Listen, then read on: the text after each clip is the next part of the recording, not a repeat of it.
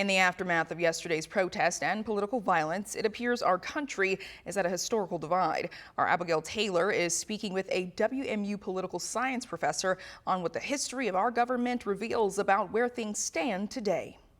The political scientist I talked with from Western says for many, this is arguably the worst U.S. political atmosphere ever experienced. But he says it's certainly not the worst this country has lived through. Certainly the 60s were turbulent. The Civil War era was, crazy turbulent, right? And I don't think that necessarily we're at either of those points right now. The U.S. in the wake of political unrest, including days-long clashing in the streets with authorities, followed with more than 2,000 protests sweeping the nation. Plus some isolated incidents of violence, including a political assassination. Still, John Clark, political science professor for Western Michigan University, says he believes that's more tied to the mental state of aggressors than to politics. This Minnesota tragedy is not going to be the only time that we experience political violence in this country. But I don't think it has very much to do directly with policy debates. Clark says with social media in particular, problems are often reinforced.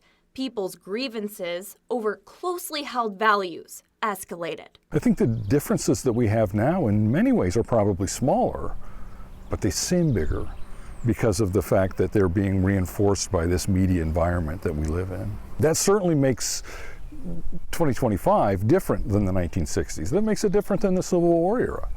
Because we didn't have that same kind of media environment. While political conflict is not new, Clark says its now seemingly constant presence is. And without taking time for conversation, Clark says division can devolve quickly into a battlefield. We start to see each other not as fellow citizens, not as people with a common humanity, but people that are the enemy. Not just the opposition, but the enemy.